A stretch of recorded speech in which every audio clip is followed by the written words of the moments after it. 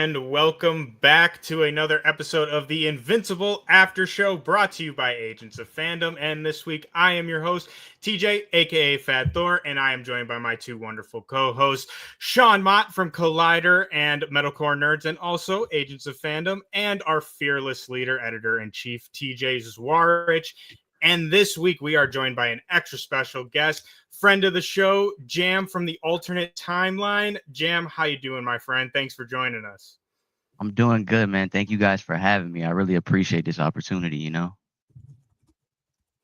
Of course, dude. It's been long in the making. Me and Jam, we're talking about the episodes all the time. So it was more than time to have you on. And I'm just glad that we were able to make it happen.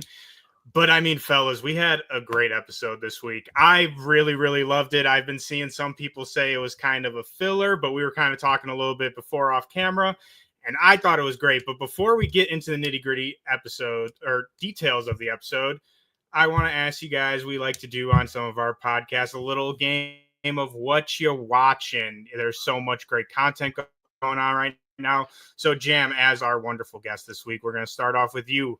What are you watching, man? What's going on the TV these days? Recently I just started before this pod. I was watching Harley Quinn's new season on Max. It's fun, man. I know there's a lot of, stuff going on the internet about why is this still going on with the DCU coming. Man, I love it. And I think that's the great thing about this show is that they can do different things like this that's not always having to be interconnected. Just finished Your Friendly Neighborhood Spider-Man, which was fantastic.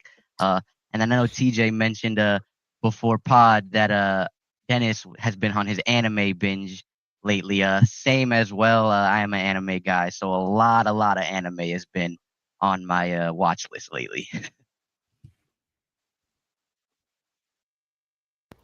That's awesome. I've been saying I'm going to get into anime for probably 10 years now, and it's going to happen eventually, but it hasn't happened yet. I also need to catch Your Friendly Neighborhood Spider-Man. I've heard nothing but great things about it. But Sean, what are you watching, man? I know you are keeping up. You're writing some great articles. I saw you just did Reacher. I know you're on the Severance train, but besides that, what else you watching?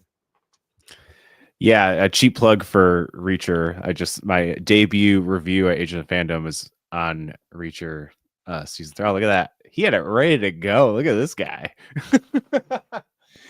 So yeah, you can go read that. It's a great season of action TV.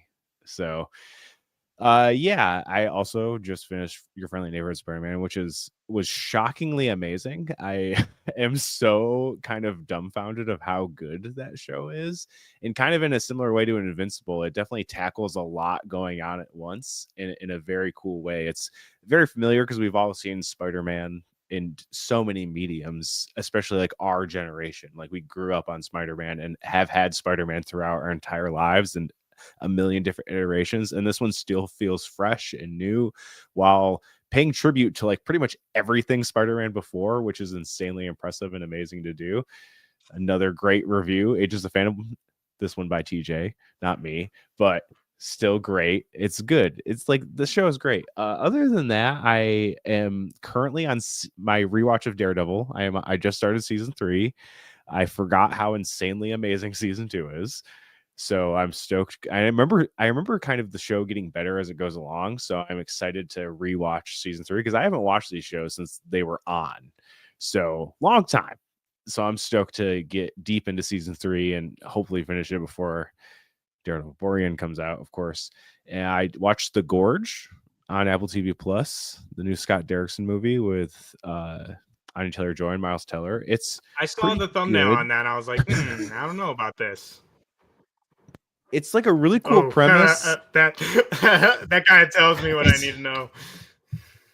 It's worth a watch, but like it was one of those movies where all the pieces are there for something like really great, and I just don't think it melded enough to make work. I guess is how I've been trying to really figure out why it didn't fully work for me. But I just kept watching. I'm like, this has a lot of stuff I usually love, but I'm not loving it. It's the whole time. The whole movie. It ends actually pretty good too. Like it's such a weird thing. I don't know. It felt like a great idea that was kind of half baked in execution. I think is the best way to put it. I mean, other than that, like Cobra Kai just finished up, which I think the ending of that was flawless. Such a great ending. I cried so many times in those last 5 episodes, and just like what a powerhouse series that started as a YouTube original and ended as probably one of Netflix's biggest successes, and probably one of the biggest acquisition, or like they're probably one of their most proudest acquisitions they've had to basically get a free season of TV, and then it wound up going 3 other seasons after that. I think it's pretty much it. I've really been hard on the Daredevil thing. I've been I did start High Potential. Does anyone watch High Potential? No, I haven't, but I believe my wife watched a little bit of it. Nah. It's pretty great. Drew Goddard is the showrunner who did, right? He did Daredevil, right? Am I correct on that? He did the original Daredevil Netflix series, I think. It's his show. I'm not the guy to ask about that one. It's Katie Olsen, who's the wife of Rob McElhenney and is in Always Sunny in Philadelphia, but she plays a very different character than we're used to seeing with her. And she has this thing called High Potential, where basically she has like a super insanely high IQ and has like a photographic memory, and ends up becoming a consultant for detectives for the LAPD. And it's pretty much kind of like an adventure of the week where they solve a new case every week. It's like a super easy, fun watch. And I've watched I think only season 1 is out, and I think I watched like half of season 1, but I've put that on pause for Daredevil to make sure I finish it. See, Ryan's got my back. Daredevil is so freaking good. Daredevil is so freaking Ryan good, is dude. the person to ask about that, and he nailed it. Yes. Drew Goddard, and same creator for Daredevil and High Potential. I'm definitely gonna have to check that out now. I was right. Yeah, you nailed it. I definitely want to check that out. I just finished my full Defenderverse rewatch, and so you're absolutely in for a treat. I'm watching Severance, watching Your Friendly Neighborhood Spider-Man. You can catch our breakdowns for both of those up on the Agents Fandom YouTube page. We'll be live on Friday at 5 p.m. Eastern. Myself, Rachel Leishman, with Liam Crowley from Screen Rant joining us for that one. So we're gonna have a really great show talking about Severance episode 6. And then I've been on a little bit of a movie binge lately. I mean, I'm watching all the TV. I watch Harley Quinn as well. Like I'm trying to keep up as much as I possibly can. I got to still watch the newest episode of Paradise on Disney Plus, which I'm loving. But The Gorge is the next one on my list. I haven't watched it yet, but we just watched. Why do I keep forgetting the name of this? The new You're Cordially Invited, the new Will Ferrell and Reese Witherspoon movie. And it's so funny. So funny coming off the heels of hearing Ethan Hunt and Ethan Hunt, not Mission Impossible, Ethan Hawke and Maya Hawke talking about their experiences with producers saying like, hey, for casting, we need all these Instagram followers. This absolutely feels like that type of movie where they had some influencers, some YouTubers, a fine, mediocre, okay storyline with Reese Witherspoon and Will Ferrell acting their fucking asses off. And it was so unexpectedly funny. And I really enjoyed it. I watched Paddington 1 and Paddington 2. Such wholesome, fantastic, sweet, sweet movies. Watched Saturday Night. Felt kind of right to watch that one fresh off the heels of SNL 50th anniversary, going back and watching Saturday Night, the depiction of the very first episode. So I've been kind of on a little bit of a movie binge lately. The Gorge is next on the list, as well as another one I'm forgetting the name for, the new Kieran Culkin and Real Pain. Real Pain, yes. And so those are the next 2 on my list, but keeping up with basically everything TV related. Can't wait for Daredevil Born Again. Another show will be live for right after each episode drops. I've seen the first 2 episodes. I can't tell you how I feel about them for 4 more days. But I can't wait because I'm doing an interview this weekend with the showrunner as well as the executive producer. So we got some fun stuff coming to the Agents Fandom YouTube channel. TJ, Fat Thor, what have you been watching? What have you been reading? I don't know if you're on Comic Corner this week, but I heard it's going to be a wild episode. Yes, so Comic Corner, we're actually going to film that tomorrow instead of today. So we will have a Comic Corner episode out this week. But I honestly, this conversation is making me realize how much I need to catch up on to watch. But I am full on, I'm in the Severed Floor, man. I am full into Severance. We have been watching season 1 in between, like just waiting for the new episodes. I've started taking a note document as I rewatch. Like I'm deep into the Severance right now. And oh dude, come on, man. See, I need all of it. I need everything. I need a little Milchek bust on my desk. But yeah, I've been loving that. Paradise as well. We really like kind of a similar Severance sort of vibe.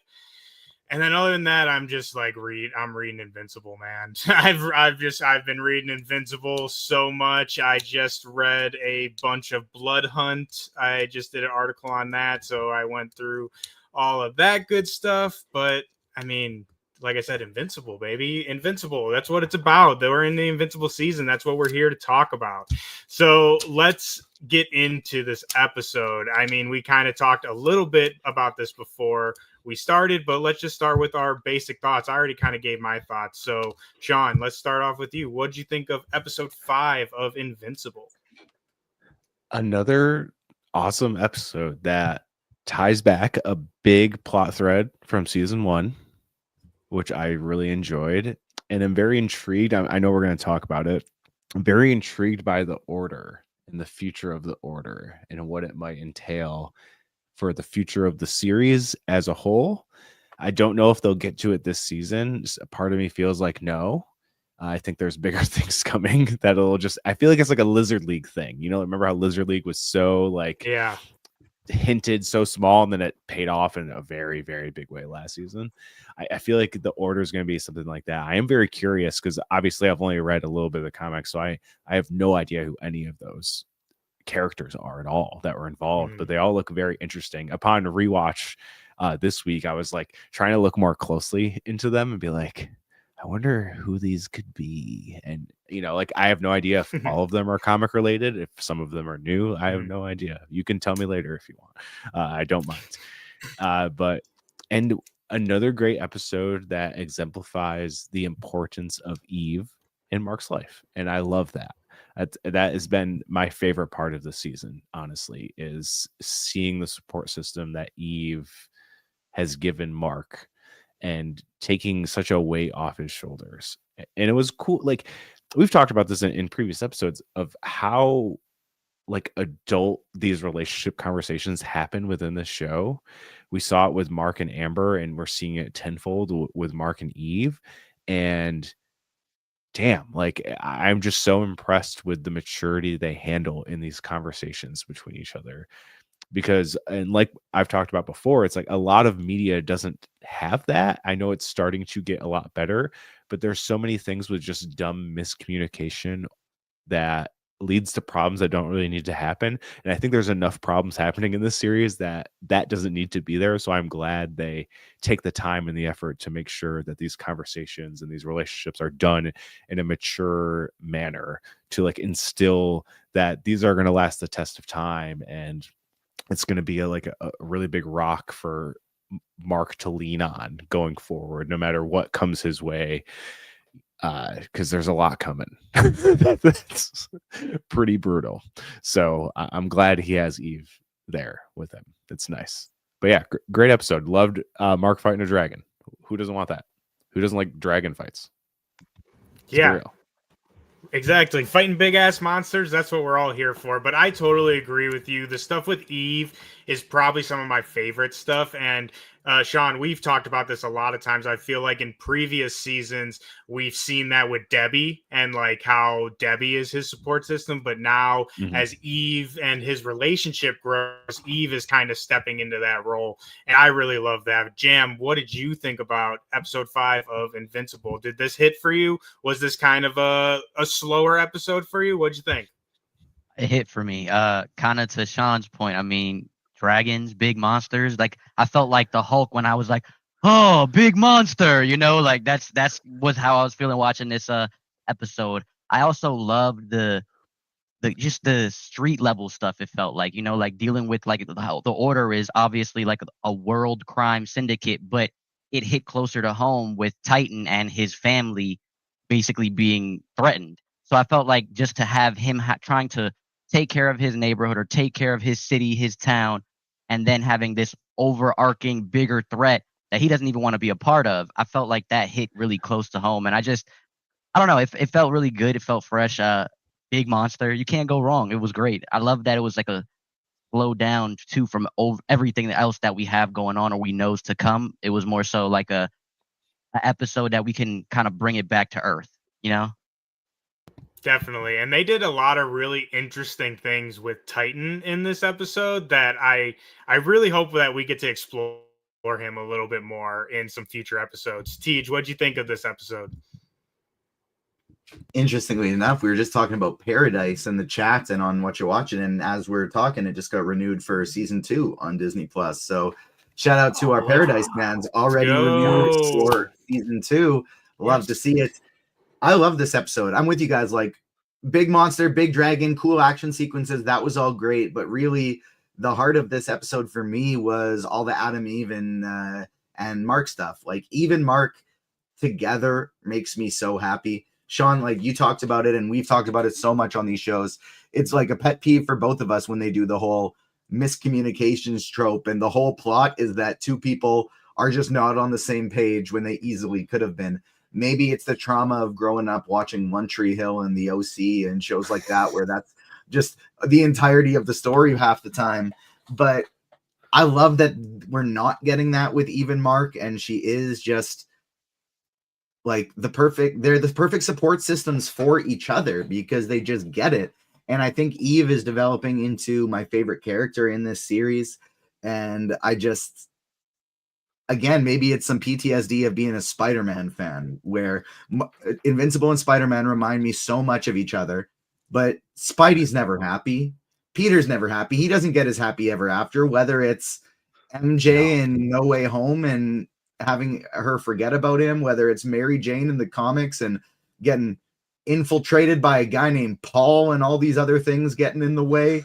It doesn't matter what medium, Peter's never happy. And Mark reminds me so much of Peter Parker, my favorite superhero. And so I am just really, really happy getting to see him in a good, healthy relationship. And it feels like to me when we get something like this, like a through line that lasts a while, and I don't know how long it's going to last. I'm not caught up in the comics to go deeper than this, but it feels like when you have some kind of rock like this, it doesn't matter what else is going wrong in the series. You kind of feel like everything is going to be okay. Like no matter what the terrible things going on around you, you see the future and Immortal's there and he's become a fascist dictator and he's gone absolutely crazy and you find out it was all your fault. As long as you and Eve are good, you're going to figure it out. And I love having that kind of comfort in a show that's this crazy and unpredictable as it is. 100%. I mean, there's a reason why most of the marks in the multiverse are evil, right? And Eve, to me, and exactly what you're saying, is a big part of that. And she kind of is that rock, because I think we talked about this last week, but Invincible is literally just filled with impossible choices and tragic outcomes. Like that pretty much sums up the entire series. And Eve is like that one thing that prevents Mark from like giving into his Omni-Man side, right? But speaking of big ass monsters, we got to get into some big ass monsters. And like Sean talked about in his break or overview of the episode, the Order, this new kind of mysterious organization. I think we got a little bit of alluding to the Order in season 1 with Machine Head, but we kind of fully see that. So we see a lot more of Mr. Liu, who he has a crazy backstory in the comics with the dragon. And So I want to get your guys' thoughts on this, because one of the most interesting things, like I said, they kind of changed Titan a lot in this. They never really get into him having a family in the book, or like he's under threat. He willingly works for the Order, and he's like, yeah, dude, I'm going to help you. So like I kind of establish myself. But here in the show, we see that he is reluctantly forced to work with the Order and under Mr. Liu. So I want to get your guys' thoughts on Titan. Like, what do you guys think of this whole dynamic of him being threatened, his family being threatened, and like being forced, seemingly unwilling to do all these crimes? TJ, we'll start with you this time. What'd you think of Titan and our first kind of peak of the Order? You know, his storyline isn't one that I'm overly invested in comparison to a lot of the other threads going on in the season right now. And so that aspect didn't do a ton for me. However, I did love the storytelling in this episode, where I truly didn't know at any point who was going to come out on top. It was just like double cross, triple cross. I've been outsmarting you the whole time. No, I've been outsmarting you the whole time. You don't know what the Order is, and you don't know what we're capable of. Yeah, but I have this trick up my sleeve the whole time. Like, I loved the constant back and forth within his story, but the character, the group, the Order, Titan as a whole, I got to admit, it's not a story that I'm overly invested in right now.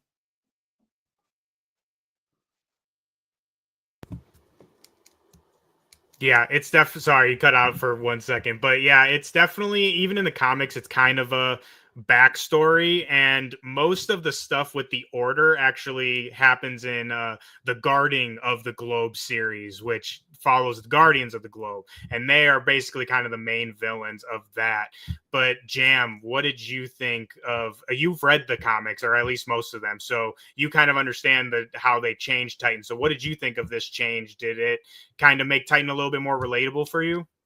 Yeah, I think it was interesting. It definitely made it more relatable. And like Sean said, I really do like the callback to season one.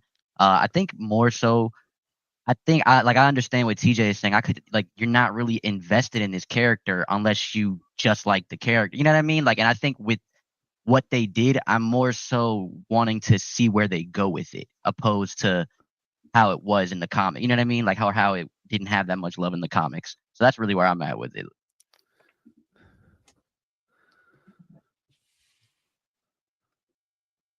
I think Fat Thor's internet slightly delayed coming in here. We got the little gap with this one. Sorry, guys. I'm like tweaking out a little bit, so I'm going to do the best I can. But Sean. You're crushing it.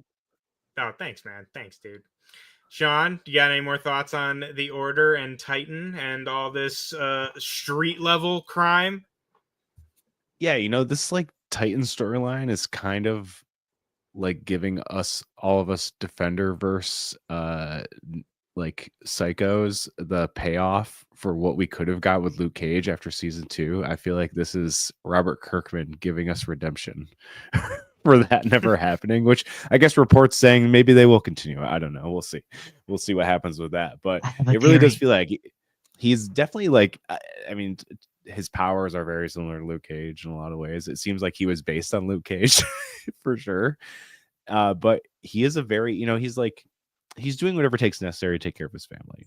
He's one of those bad guys where you kind of understand. He is a bad guy, but he definitely puts Mark at risk. He has twice now, seemingly with pretty unbeatable foes for him at the time. Like, if that double, triple, quadruple cross didn't happen, I don't know if Mark would have made it out of that live with that Battle of that Dragon. It didn't look like he was making very much headway with that.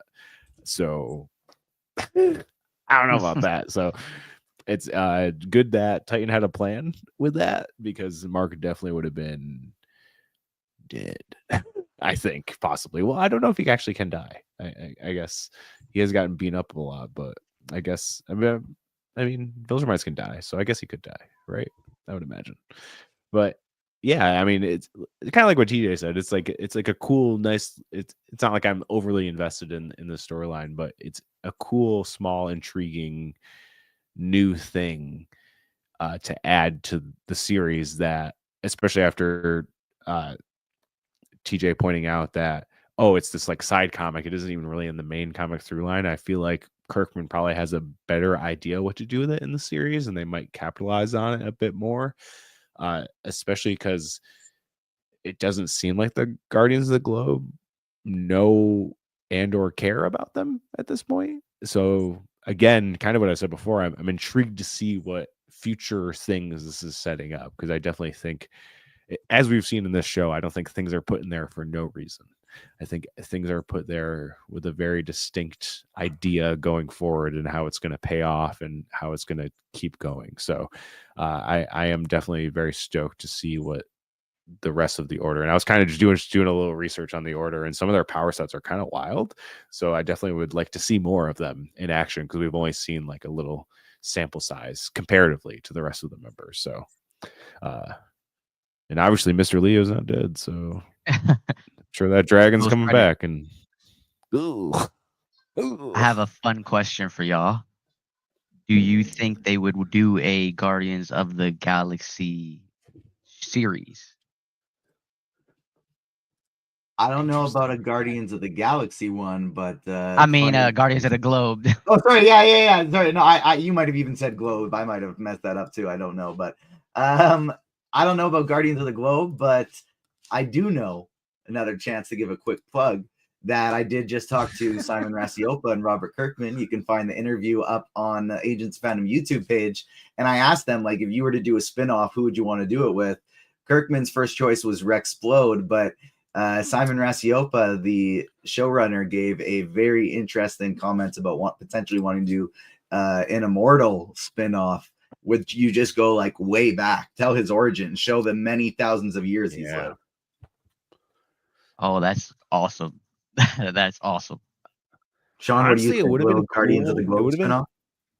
It'd be kind of cool if they did like a past one, like the Guardians of the Globe we got in the first episode of the series, and we got to see more of them and what they did, because it was kind of like, you get thrust in this world and you're like, oh yeah, this is kind of like the Justice League or the Avengers, more like the Justice League obviously, of this universe that we're in, and then they immediately get murked in the first episode. So you don't really get to see what they're capable of.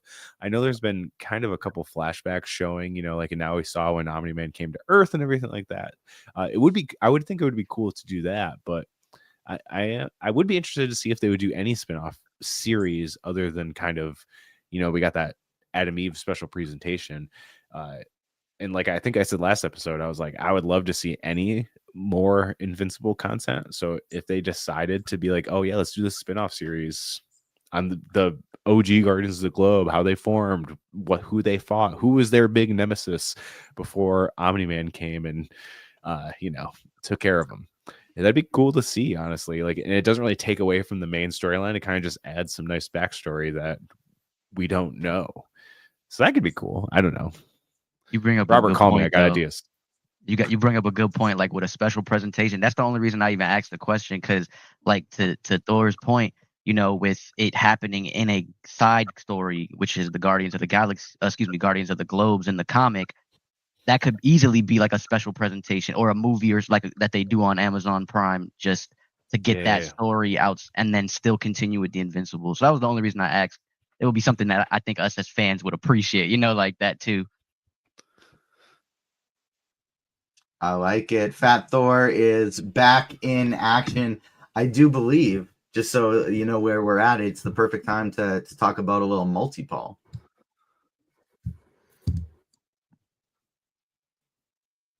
Okay, maybe he's not back in action, so we will I'll transition it to multi-Paul anyways, because this is the thing that gets the Order all involved, right?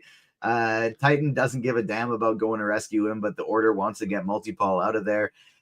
Sean, I brought up in a little group chat we had earlier that multi-Paul and Duplicate, really, their powers make me uncomfortable as hell. Like, I think Simu Liu is doing an absolutely incredible job as multi-Paul, but like seeing these people just multiply and die over and over and over again, it's just like, I don't know what it is. It just gives me the EBGBs every time.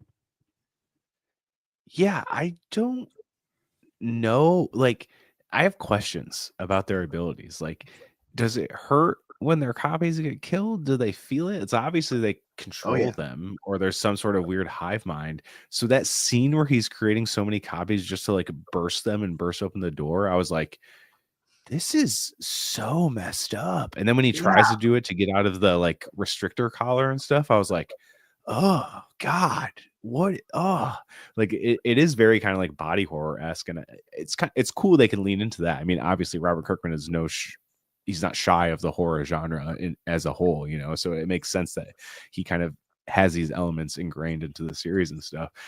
Duplicate doesn't bother me as much, I guess, because I guess we haven't seen her purposely mutilate herself to escape from prison. I guess obviously they both, like, their childhood was pretty messed up, as we got a little bit in this episode, and obviously it affected the twins very differently. And multi-ball seems to be a very important piece to the Order's puzzle. And I know that the question I have is that Mr. Liu obviously had a big attachment to Multi-Paul, but does the rest of the Order? Or now that Multi-Paul is out, is he gonna go and try and team back up with Mr. Liu, or is he gonna go with the Order? That's my big question. Because I don't know. I have no idea. I don't know, man. Is he? I don't know. That's what I'm saying. I don't know. But obviously, I missed a lot of this conversation. I don't know how early I cut out, but Multi-Paul's great. I love Multi-Paul. I love the way that they showed his powers in here. It was so cool, so creative. Like when he kicks the other one out of the way to like propel himself forward.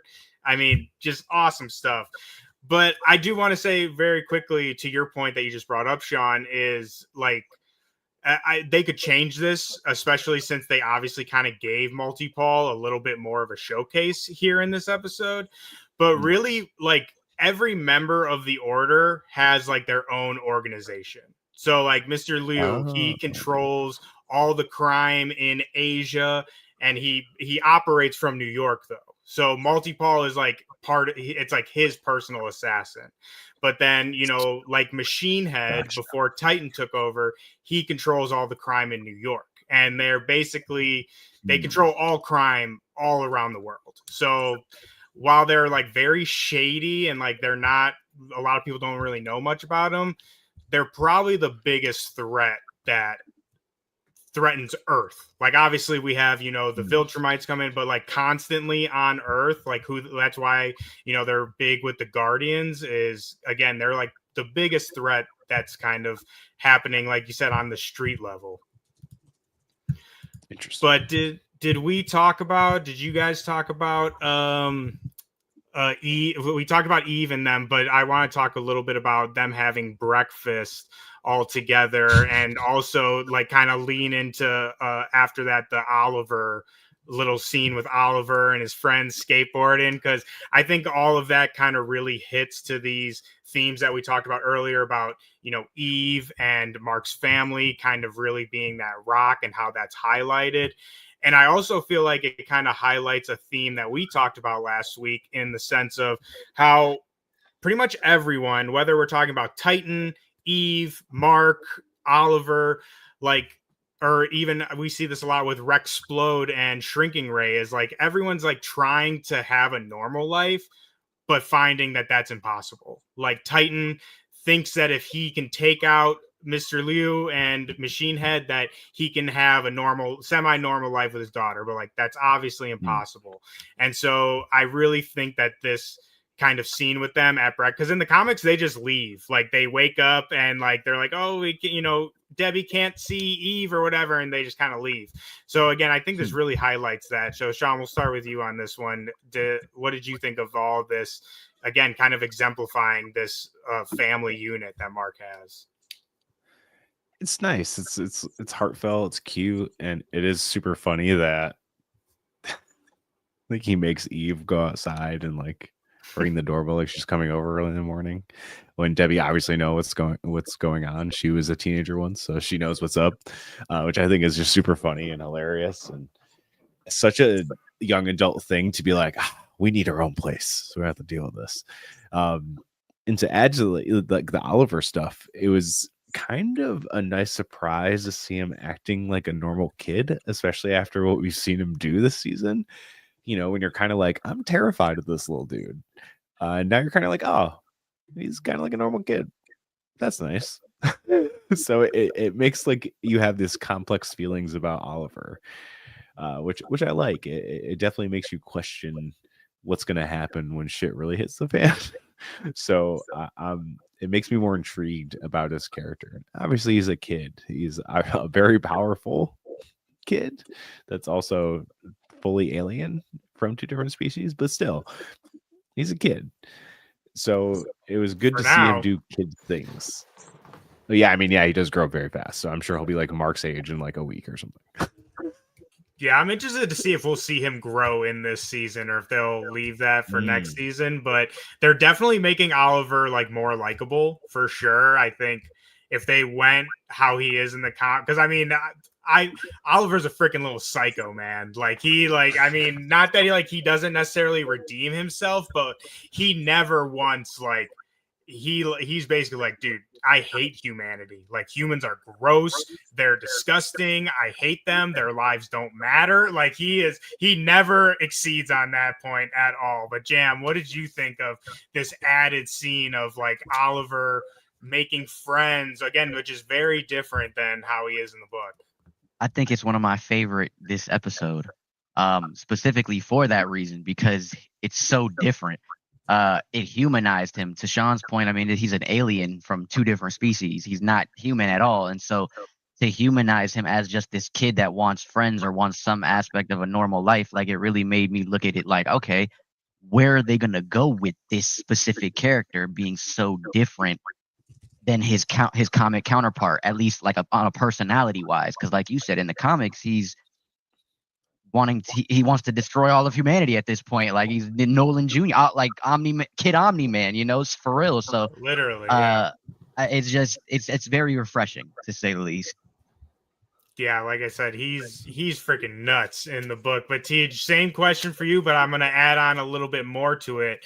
Like I said, Oliver in the source material is very like, I hate humans. So do you think it's possible maybe this was he purposely did this because he knows Mark is watching him, and just kind of a way to be like, oh look, I'm normal. Like, don't get on me so much, you know, don't be watching me so closely? Or do you think he's genuinely trying to adapt to human life? I took it as genuine, because to me that's just the effect that Debbie Grayson has on her kids, and so I took it as a genuine, just, you know, strip back the powers, strip back the trauma. This is just a kid having fun. And at the end of the day, that's what all kids want to do, right? Like, it doesn't matter even the species. You get a little baby kitty, little baby puppy. Heck, you get a little baby tiger before they grow up to be scary and mean. They just want to play. They want to have fun. And so I took it as very genuine. I loved the scenes with Oliver, Mark, Eve, and Debbie in this episode where, you know, it's classic little brother stuff of just like trying to keep a secret. Hey, why was Eve in your room last night? It was awesome to me. I love it felt like the calm before the storm, really. Yeah, definitely. I mean, it gets crazy almost immediately after that. And before we get into the big fight and talk about all that, I want to just quickly bring up, just because I love this character, Machine Head. I think he is so funny. TJ, Sean, you probably know the voice actor behind that, but I think that character is so funny. And another kind of major change from the book, Machine Head never comes back after he is taken prisoner in what happened in season 1. So the fact that they brought him back, I think, is just super fun. I don't think it really means too much because the outcome is relatively the same in the end.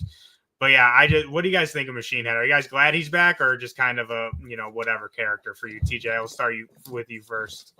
Yeah, that's another whatever one for me. Like, I do have, I think, a tough time getting invested in these street level villains for an Invincible story, just because we've gone out to space. We've seen all of these different planets. We've seen all these different realities, universes, timelines. It does feel a little underwhelming for me to just be like, gang war on the streets. What's Mark gonna do? Like Yeah. at the end of the day, he can just go in and just pop and send him to jail if he wants to. Yeah, literally. It is hard, like you said. I mean, when we have, the Sequids, the Viltrumites, all, it's kind of hard to really take the Order or, Titan as a legitimate threat. But I think I said this in the beginning, or we said it off camera, but I also just love kind of the side superhero adventures. Me and Jam were saying things in Invincible get very intense. Like it's been intense, but it gets very intense. So these kind of little side quests to me are like little breaths. You can like take a breath, like, oh, okay, like, just a regular adventure this time. And then that's when they, smack you across the head. But Jam, what did you think? Were you excited to see Machine Head back? Yeah, he was kind of fun, man. He's like you said, he's just funny. It's like I needed some comedic relief this episode besides to TJ's point of like the little brother stuff with Invincible, like them two kicking each other underneath the table. Thought that was hilarious. I have an older sibling. My sister's 10 years older than me, so just to see that in that moment, I'm like, yo, this is perfect. Like I was literally that little brother, like and so then like to see Machine Head again, like I needed that comedic relief because this episode, to your point, was a very like good pause moment, a breath of fresh air, because we know stuff is about to wild out like and rile up. And so I felt like this was an episode where it's like, okay, we're a little bit more grounded because we know things are going to be in space and things are, coming. And I think Machine Head was just funny. Like I needed that, like I said, comedic sense of humor or that comedic relief. Yeah, it definitely adds a little bit of levity, like while Multipol's killing himself millions of times. But Sean, do you have anything else to add on to Machine Head? Again, do you have any sort of love for this character? And then let's just jump right into the prison break, the big dragon reveal. Were you? I guess we kind of knew. I'm pretty sure they showed it in trailers, but when Lou popped out as that dragon, were you like, oh man, big dragon? Big dragon.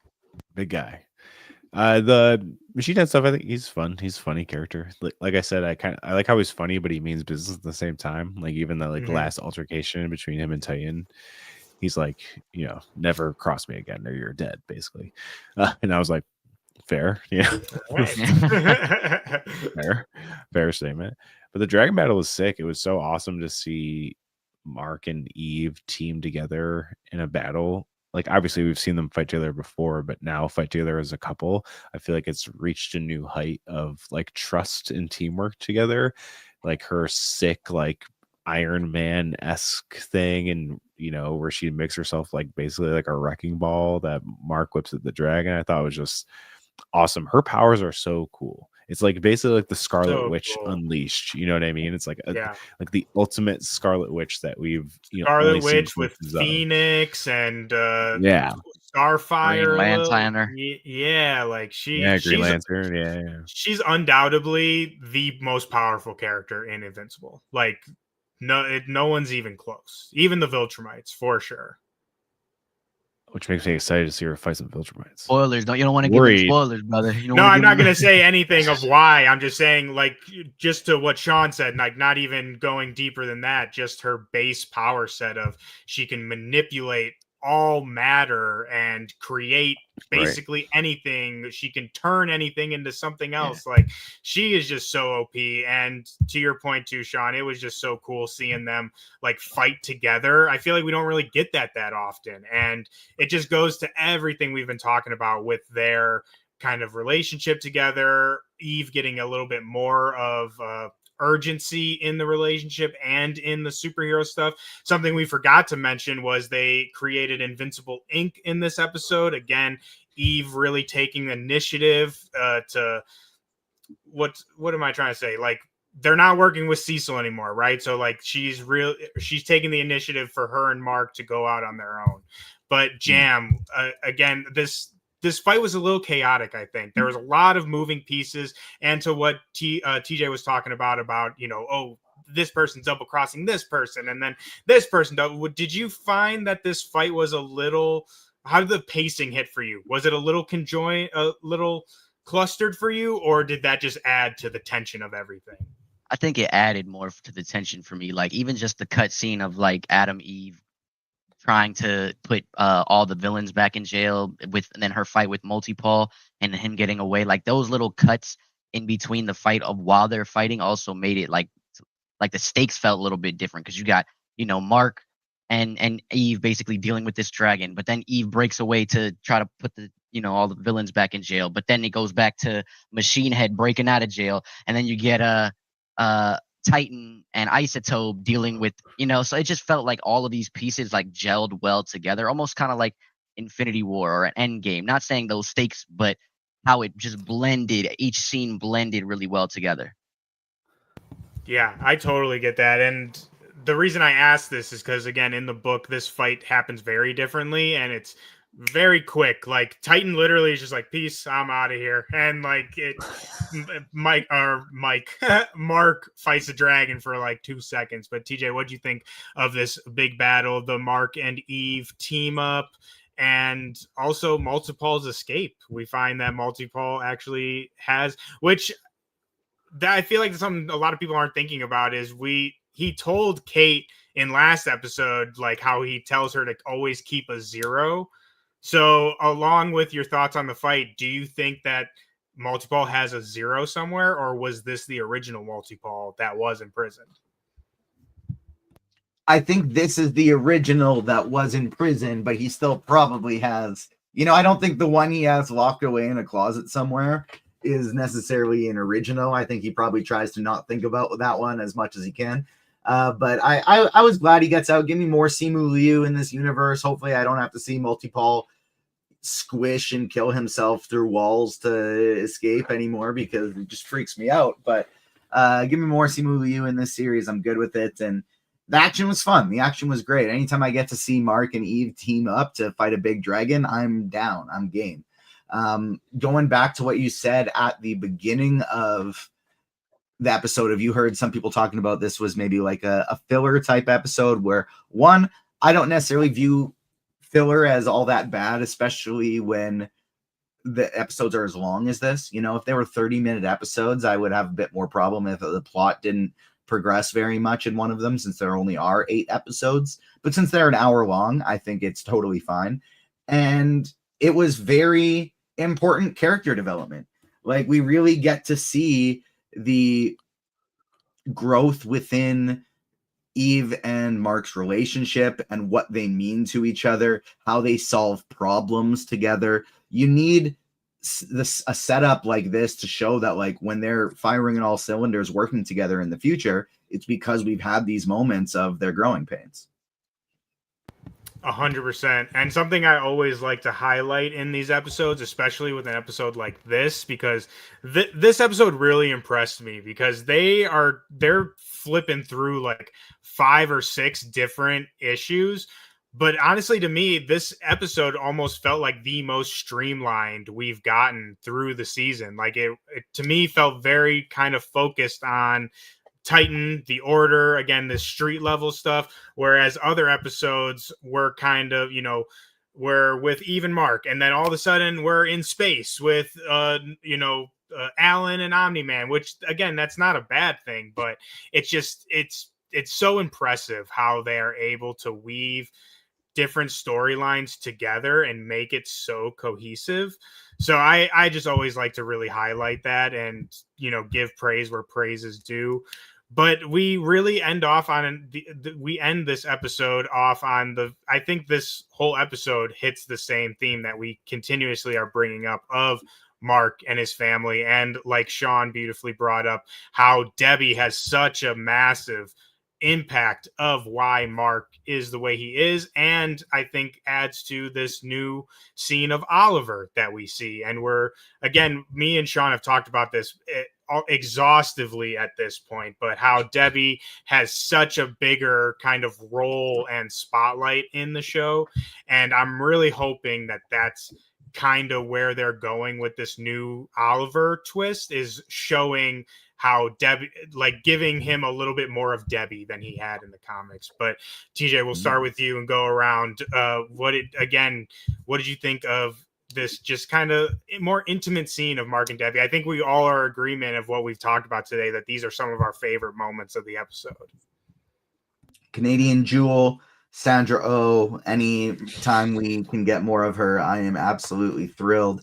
And I thought it was great. Like Mark, Mark and Eve's, their scenes together, their relationship, I said kind of like comfort before, but really Debbie is the comfort blanket of this series. Whereas Mark and Eve, it's like, hey, if they're together, we can punch through anything. We can do anything. It's not so much comfort as it is adrenaline, motivation, and just genuine like feel good excitement.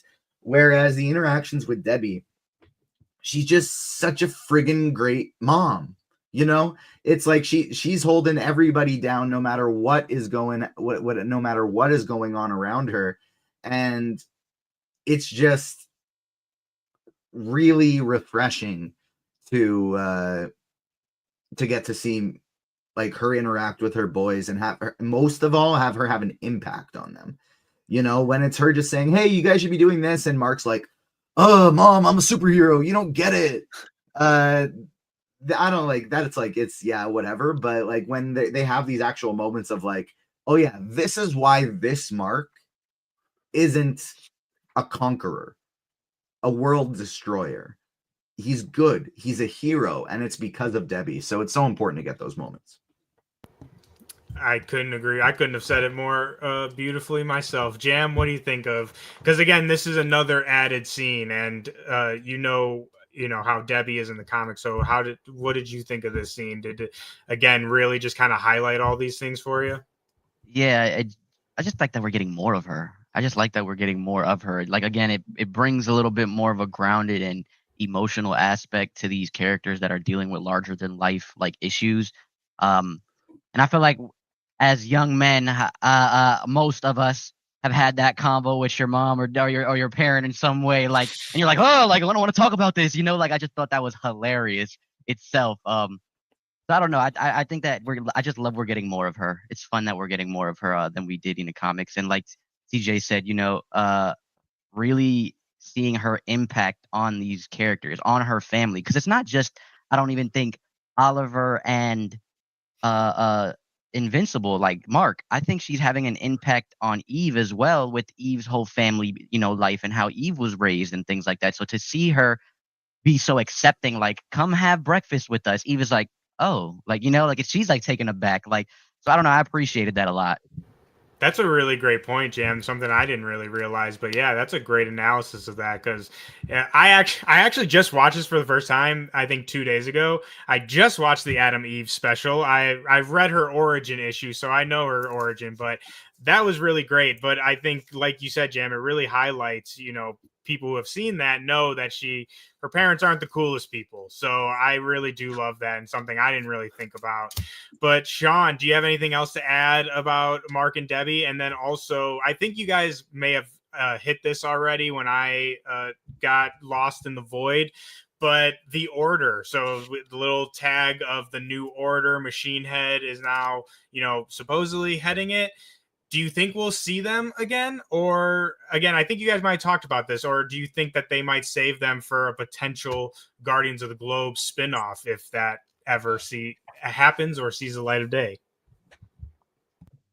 Yeah, we kind of all agreed that we'd love to see like almost like a past Guardians of the Globe spinoff. And I mentioned how in the comics that the Order is kind of the Guardians of the Globe's like arch nemesis, almost like their Legion of Doom or anything. But this is the first time we've ever heard about them, so that's kind of like do the Guardians of the Globe in this iteration know they exist? Are they worried about them? Like what's up? Like we have no idea. So I would like to know more of that. And the way Kirkman has set them up in the series, I feel like they're going to play a bigger factor going forward, because he doesn't really put things in randomly. He puts things in that are going to pay off later.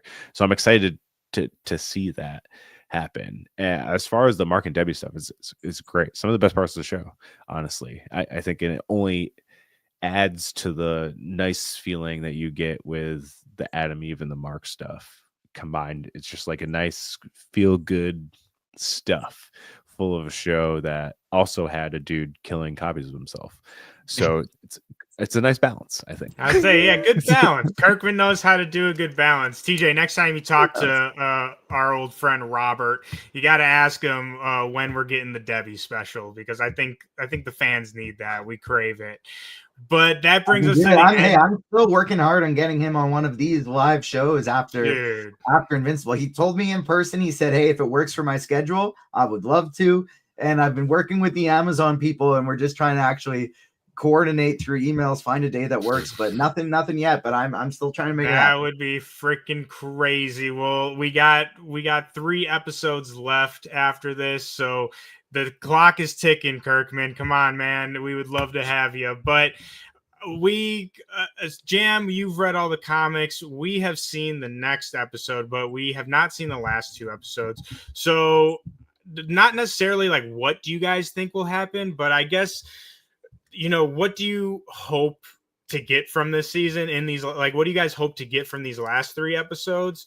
And also, do you think that they're going to leave us on a happy note or on a really, really terrible one, like Invincible has been known to do? Sean, start off with you. What do you think? Are we going to be crying at the end of the season? It's a really good question. I really don't know. I have a feeling from things I've seen, and how episode 6 ends, that these last 2 episodes, and the reason they didn't send the last 2 with the initial screener launch, that they're going to be batshit crazy. That's where my head. I feel too. But I'm interested to see how it ends, because season 2 kind of ended in a nice little bow. Obviously, there was things that were unresolved, and it wasn't like a finale, like a series finale type ending. But as far as the story that they were telling in season 2, it did kind of have a finite ending, so to speak. You know what I mean? And I remember, like, we talked about that last season too, and you were kind of like let down by it. It seemed that they didn't. I was a little disappointed. Crazy. Not disappointed, underwhelmed. I think that's a better word to use. Because the big kind of thing was seeing Omni-Man saying misses his wife, which I saw as kind of like a big revelation of like, there's more to Omni-Man than we originally thought. Like the complexity of Omni-Man has just grown since what we've seen in the finale of season 1. But I love a good cliffhanger season finale. I'm a glutton for punishment, and also I love heartbreaking stuff. The Last of Us season 2 is about to come out. I've played the games. I know the pain that's coming, and I'm still and I'm welcoming the pain. So, as tragic as you can get, Invincible, bring it on. Bring the punches, bring the blood. That's, like I said, I don't want to say disappointed. I'm just underwhelmed because, in certain points, my 10-year-old brain just kind of kicks in. It's like, I want to see the cool punchy fighty stuff, right? It's like, let's end off on a really crazy punchy fighty monster something.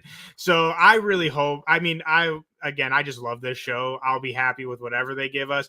But I kind of hope that we end off this season with a real big gut punch, like not even necessarily a cliffhanger, just like something to really hit us in the gut before we go into season 4. Jam, what do you hope to get from the end of this season? And again, do you think we're going to end on a happy note, or are we going to all be sobbing into our Invincible and Omni-Man pillows? I honestly have no clue. I feel like they could. I seen a tweet online that I have no clue. I don't even remember who said it. It was just something I seen when scrolling. But it was a panel of, and don't want to have spoilers, but when two individuals come to Earth and extend their hand to Invincible, like, ready, we need this, we need you for this. And I could see that being the ending, but I could also see another specific certain alien coming to Earth with his mighty glove and wrecking freaking havoc. So either way they decide to go with it, I really don't know. I'm there. Like, I don't know, but I'm there. You're just enjoying the ride. You're just along for the ride. I love it. Tej, what do you think? I was just figuring out some accommodations to see if I could go to a press screening, and I completely missed your question, if I'm being totally honest. Invincible, season 3. Are we ended on a good note or a bad note? I didn't miss it. I just forgot it. I'm with Sean. I think just because of the fact that they only gave 6 episodes and they didn't give the last 2, that there's going to be something totally bonkers going down. You know, like that to me usually means like when they're only sending out a certain amount of screeners and it usually is because they're trying to hide something. And so I'm really excited for what goes down in these last two. And you can't break me because I'm already broken. And I've felt the pain. I've cried the cries, and so bring it on. Let me see what you got, Invincible. I'm ready for it. TSA, I've been preparing for this my entire life, but I mean, again, 3 episodes left. I hope it ends on a cliff, or not even a cliffhanger, just crazy action.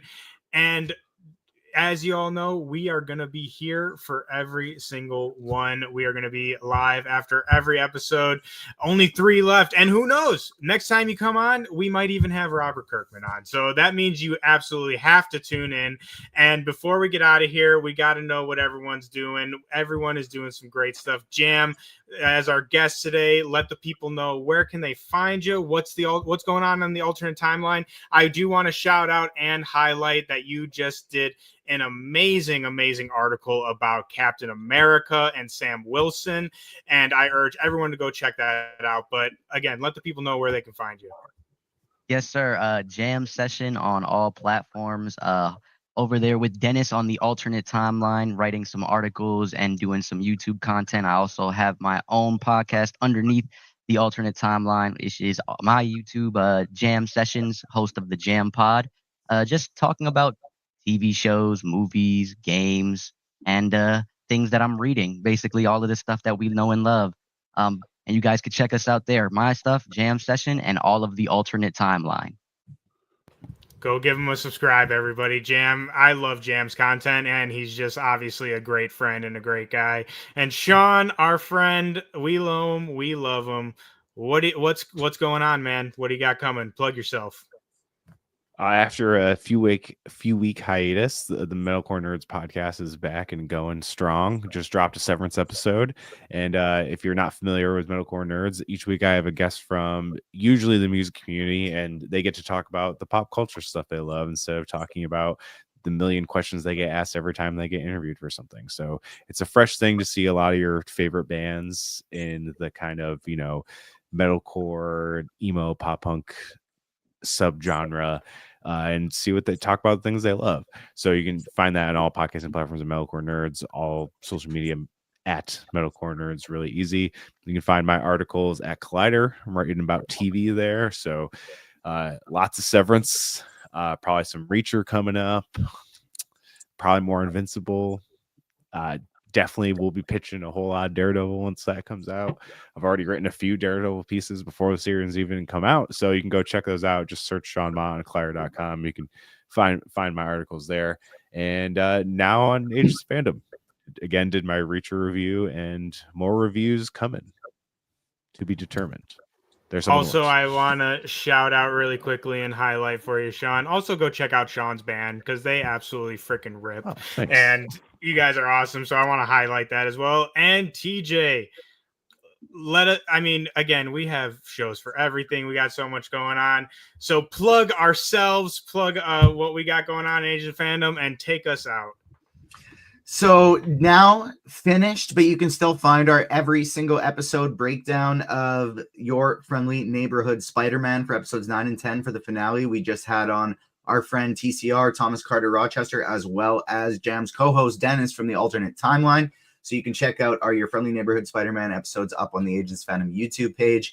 Every Friday, we're breaking down Severance, myself and Rachel Leishman of Collider and the Mary Sue. This week, we're joined by Screen Rant's Liam Crowley to talk about episode 6. Saturday, we got the Comic Corner dropping every week with yourself, Damon, and AF. I did just send you an email as well because we got an interview request from a comic creator that wants to do something. And that was the other thing that distracted me is I got a press screening invite for Novocaine, the new Jack Quaid and Amber Midthunder movie, which I do want to go see, but may not have accommodations for in Edmonton like I planned. So I'm going to have to figure that out. But also, Daredevil is coming up. We're 2 weeks away. We're going to be live after every single episode, breaking it down. We got interviews coming with the showrunner, as well as, I always forget how to say his last name, Dario Scar. Sean, do you know it off the top of your head? Scarred to Pan, something like that. I apologize. I'll get it right before the interview. And then Sana Amat as well. And she co-created Ms. Marvel. Damn, you're gonna interview Sana? That's awesome. Yeah, she's heavily involved with Marvel Comics as well as the TV stuff. So looking forward to talking with her. Those interviews are going to be coming next week, so stay tuned. My review for Daredevil will be up on agentsfandom.com as well. And then that's just the next few weeks, because we got Andor season 2. We have Thunderbolts. We have The Last of Us, all of which we covering right here on the podcast and up on agentsfandom.com too. So stay tuned. We got lots and lots of stuff coming. I don't care if you follow me on socials. You can find it on the screen, TJ Zwarych 5, but follow Agents Fandom at Agents Fandom on TikTok and Twitter, Agents of Fandom everywhere else, because we got some really great stuff coming. Pretty much anything you are watching or you're into or even semi-interested in, I almost guarantee that we have something for you. So please check us out. And again, catch us here every Thursday for Invincible. Can't wait to see you guys next week and talk all about episode 6. We will see y'all next time.